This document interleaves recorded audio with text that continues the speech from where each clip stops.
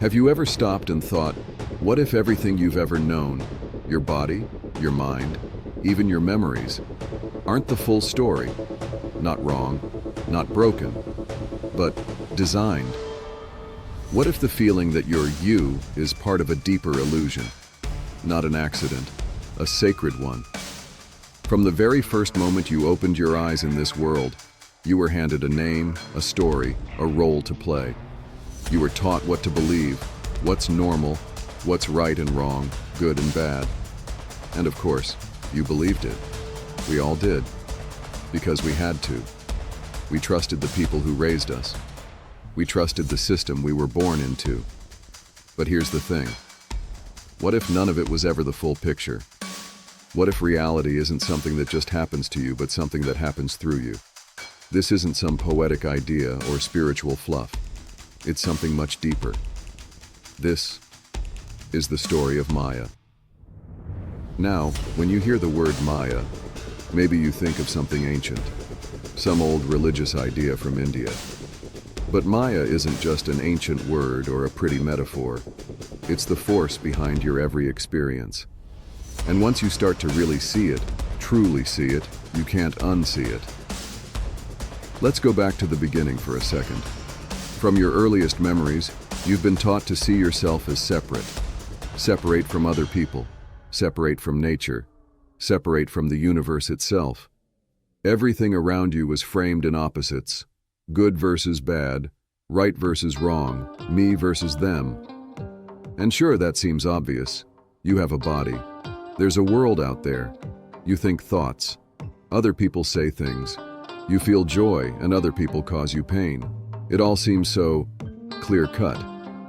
But if you're being honest with yourself, has something always felt a little off? Like a quiet tug you couldn't explain. A strange longing. Like something was missing, but you couldn't quite put your finger on what. That's Maya's first and most powerful illusion. Separation. And here's where it gets wild. That illusion of separation? It's not just some spiritual idea. It's baked into how we perceive. Your eyes show you objects, distinct, separate things. Your ears hear fragments of sound. Your brain interprets the world by breaking it into categories, into bits and pieces. But perception isn't truth. It's just interpretation. You don't see the world as it is. You see it as your mind renders it. And that rendering, how your mind shapes reality, it's not neutral. It's been trained, conditioned by systems designed to reinforce division, to keep us separate, to make us think that I ends at the edge of this body. But what if the boundaries between you and everything else aren't real? What if they're just useful illusions like training wheels, helpful for survival, but not the full truth? And this isn't just some mystical idea. This is physics. Let's talk quantum for a second. The same energy field that moves through a blade of grass, that same field flows through you. The particles in your brain, they're not isolated. They're entangled, interconnected, interactive. You literally can't separate yourself from the environment, no matter how solid you feel. But the world teaches us otherwise, that you're a single, solid, separate being navigating a world of other beings, that you are in here and everything else is out there. Maya isn't a lie the way we usually think of lies. It's not deception, it's distortion. It's a lens, a filter, a way that infinite consciousness squeezes itself into a single human experience. It turns the infinite into the finite, the formless into form, so fully, so perfectly, that we forget. We spend our whole lives trying to return to something we never actually left, because we were taught to look outward, for meaning, for purpose, for love, for validation, for salvation.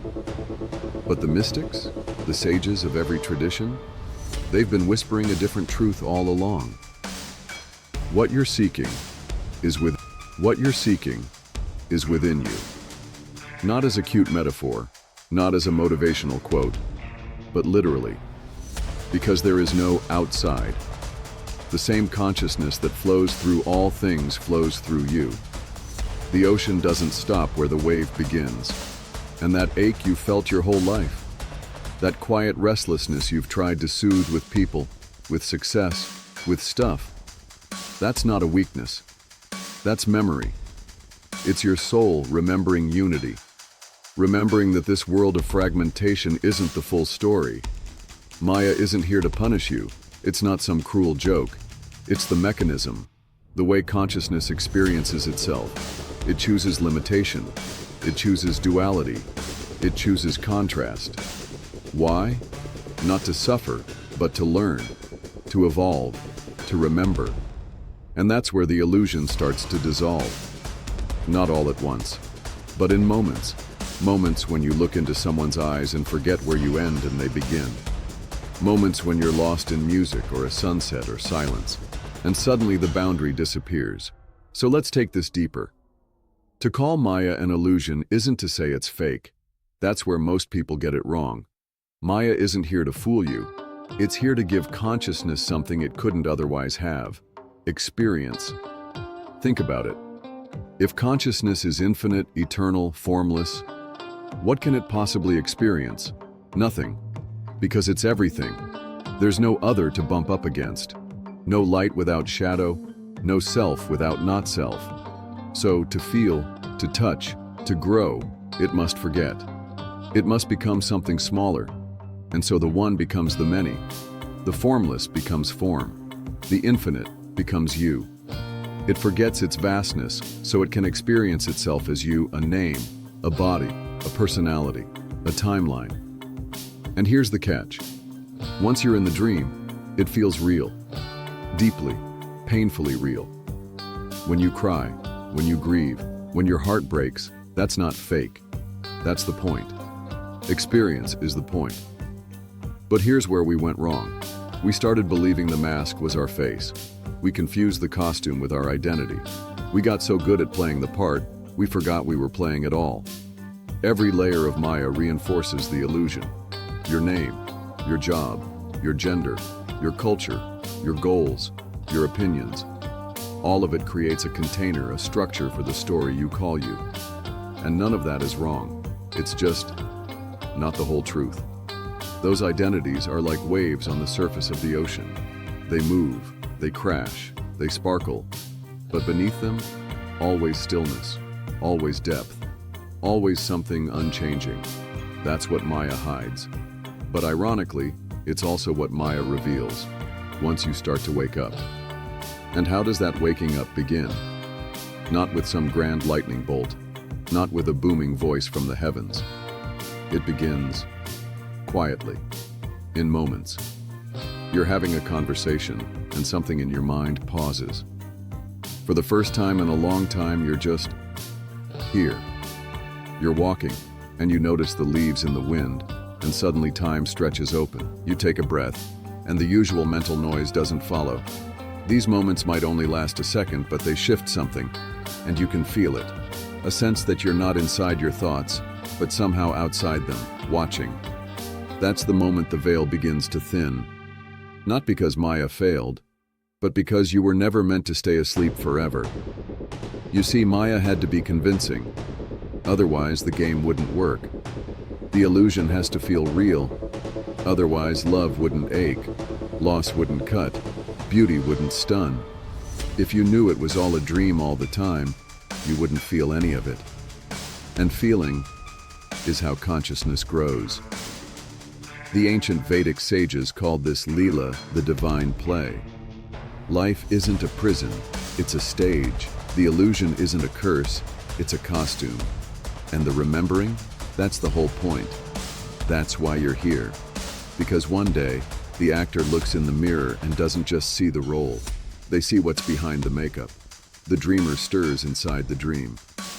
And when that happens, when you start to wake up, the illusion doesn't vanish. It just becomes transparent.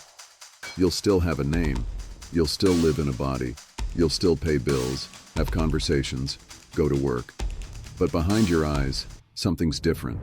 A quiet awareness that knows, I'm more than this. And the deeper you go, the more you realize this isn't just philosophy. It's not just poetry. It's science too. Centuries before quantum mechanics, The sages of the Upanishads describe the world as a dream projected by Brahman, the formless source of everything. They said Maya is the sacred veil, the thing that seems real to the senses, but dissolves under direct awareness. Fast forward a few thousand years, and what is modern physics telling us? That matter isn't solid, that particles don't even exist as particles until we observe them.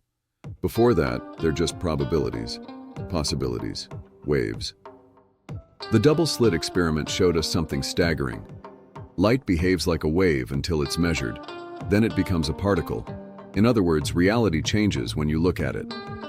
One of the founders of quantum physics, Werner Heisenberg, said, "What we observe is not nature itself, but nature exposed to our method of questioning." Let that sink in. We're not observing a fixed universe. We're interacting with it. Reality doesn't just exist, it responds. Which sounds a lot like what mystics have been saying for thousands of years, doesn't it?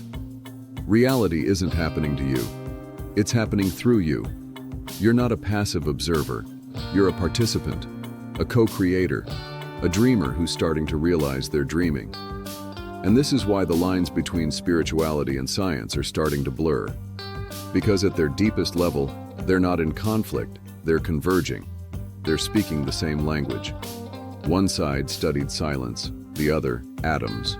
One dissolved the self, the other dissected the world, and somewhere in the middle, they touched. This convergence matters, because it tears down the old wall that said, spirituality is for feelings, science is for facts. No, that's Maya again. That's the illusion of division. When you place ancient teachings beside modern discoveries, you start to see the deeper truth. The universe isn't made of stuff. It's made of consciousness. It's not a machine. It's a mirror. And it's reflecting you. You're not here to escape the dream. You're here to wake up inside it, to participate, to remember, to see clearly. That's what Maya has always been leading you toward. So now the question becomes, who are you really? Not the name, not the story, not the role, but the one behind it all. The one who watches, who notices the thoughts, the emotions, the rise and fall of your body. The one who never really changes, even as everything else does. That presence, that quiet awareness, that is you. Let's sit with that question for a second. Who are you, really? Most of us spend our whole lives answering that without even realizing we're doing it. We say, I'm a teacher, a parent, a survivor, an achiever, a failure, a friend. But those are just roles, temporary, changing, conditional. Underneath all of that, beneath every memory, every story, every identity you've ever been handed, there's something deeper, something constant. Call it the watcher, the observer, the presence. It's not an idea. You don't believe in it. You are it. And you've always been it. Even before you learned your name. Even before the world told you who you were. That awareness has watched you grow up, fall in love, lose your way, find it again, make mistakes, learn, unlearn. It's been there through every version of you, never changing, never leaving. Just quietly witnessing it all. This is the real secret Maya hides. Not some distant truth in a mountaintop temple, but the awareness that's been behind your eyes since the very beginning. You see, awakening isn't about becoming something new. It's about remembering what you've always been, shedding the costumes, watching the masks fall away. That's why great sages like Ramana Maharshi didn't give people elaborate teachings. He gave them a single question. Who am I? Not to get a clever answer, but to dissolve every false one. Because every answer your mind gives, I'm this job, I'm this personality, I'm this trauma, I'm this story, is still part of the illusion, still part of the mask. Keep asking, keep peeling. And eventually, the mind runs out of labels. What's left? Stillness, silence, awareness, the one who sees. And here's the twist. That awareness isn't just yours. It's the same awareness watching through every pair of eyes on Earth. The differences we see culture, background, personality are like costumes in a play. But the actor behind the costume? That's the same presence, wearing 7 billion masks. So when you hurt someone, you're hurting yourself in another form. When you love someone, you're remembering the unity you both came from. This isn't abstract, it's not metaphor, it's real. It's the foundation of every mystic tradition. The illusion is not just that you're separate from others. The deeper illusion is that you're separate from the very source of everything. That's Maya's most subtle trick, the illusion of identity. And it starts early. Before you even knew what I meant, you were handed an identity, a name, a family, a culture. You inherited fears, beliefs, expectations, and eventually, you mistook that collection of ideas for yourself. But identity is just a filter, a lens.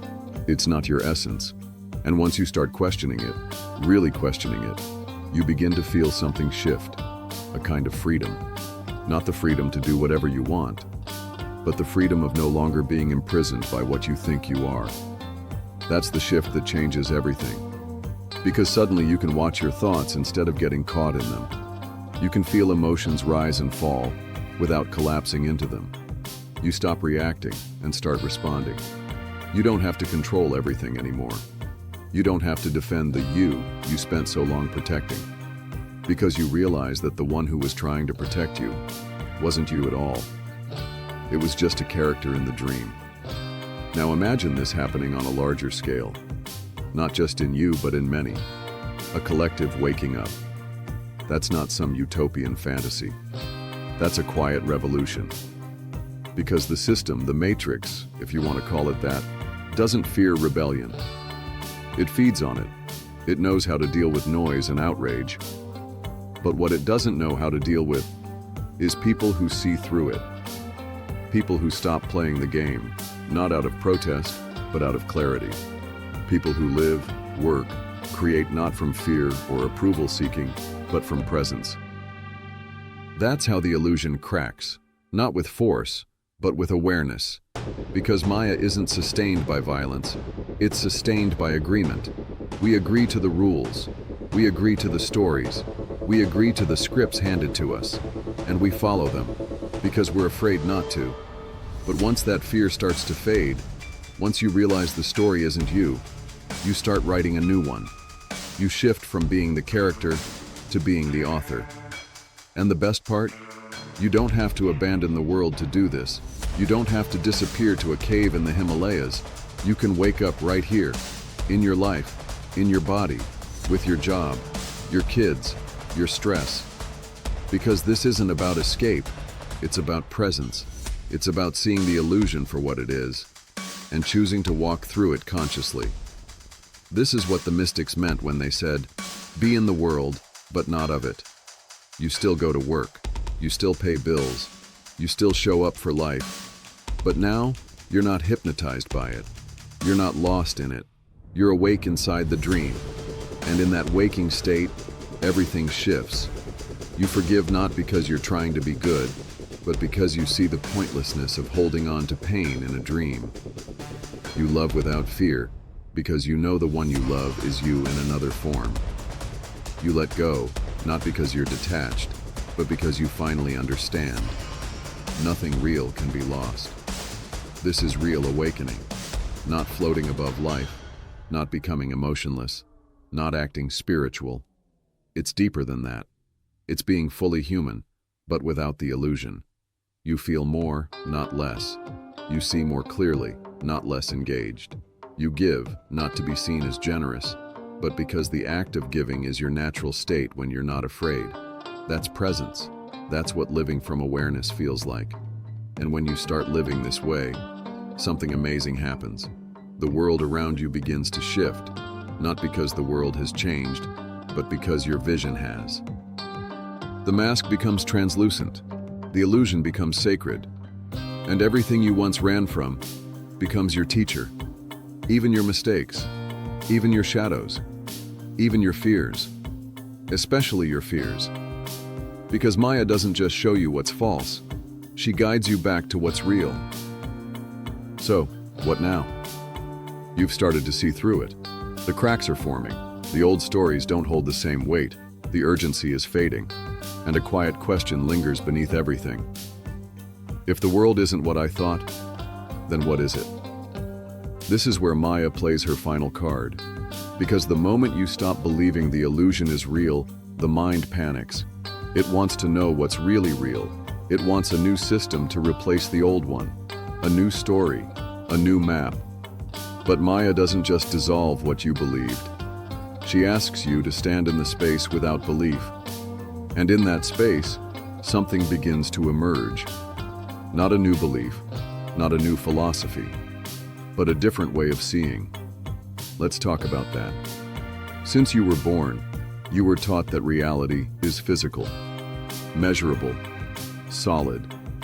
That what you can touch, weigh, and record is truth. But what about the things you can't measure? What about a moment of stillness that changes your life?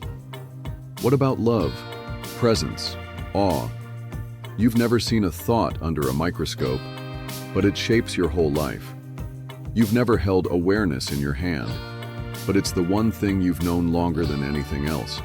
So maybe reality isn't about density. Maybe it's about depth. And maybe the things that last the longest can't be seen at all. The ancient texts of India described reality as neti, not this, not that. Every time you try to define reality by what it looks like, sounds like, or feels like, you miss it. Because it's not something in the world, it's the awareness in which the world appears. And once you glimpse that, truly glimpse it, something shifts forever.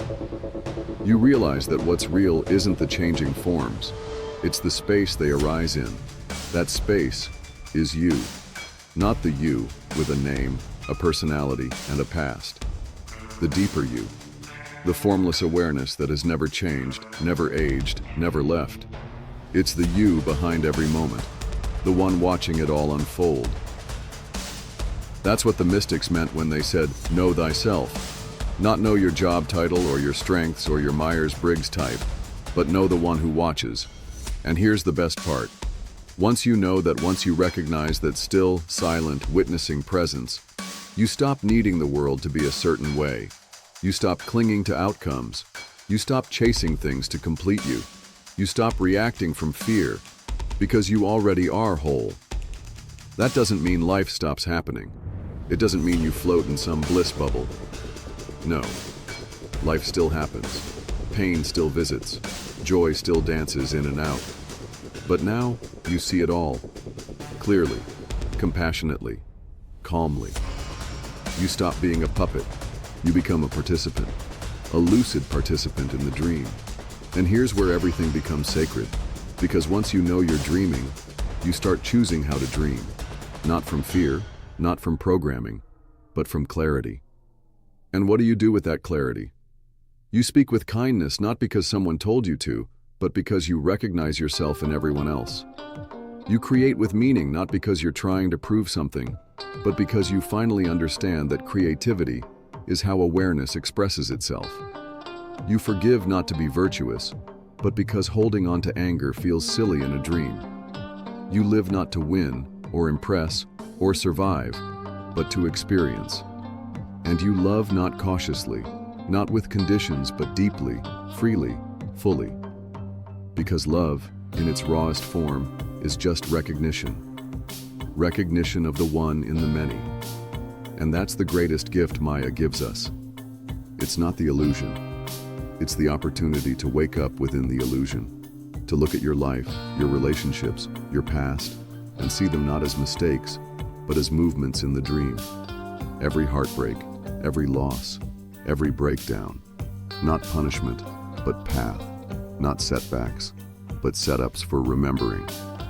And once you remember even just a little, you can never fully forget again. You may drift. You may get lost in the noise for a while, but something inside will always know. That small flame of awareness, that clarity, that presence. It doesn't die.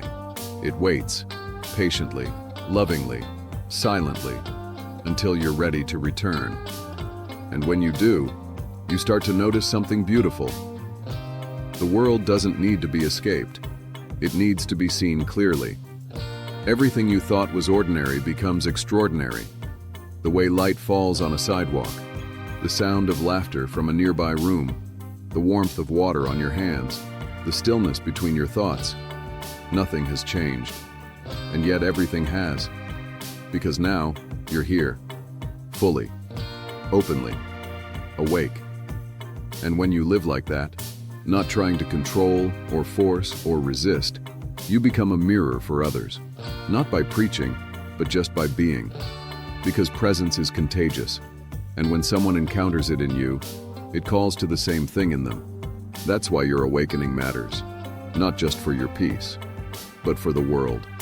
Because systems of fear, separation, and control don't know what to do with someone who sees clearly, who moves from stillness, who lives from truth. You don't need to lead a movement. You don't need to change the world. You just need to be fully you, the real you, the you beneath the programming, the you that was never asleep. And the more you live from that place, the more the illusion begins to loosen for you and for everyone you touch. This is the quiet revolution, the revolution of remembrance, and it begins right here, right now, with a single breath of awareness. So here you are. You've seen through the illusion. You've remembered something deeper, not as a concept, not as a theory, but as an experience. The question is no longer, is this all there is? The question becomes, now that I see clearly, how do I live? And that's where most people hesitate. Because once the structures you leaned on begin to dissolve, once the stories you were told start falling apart, it's easy to want to pull away, to retreat, to hide in silence, to disconnect from the world because it feels like a lie. But that's not awakening, that's escape.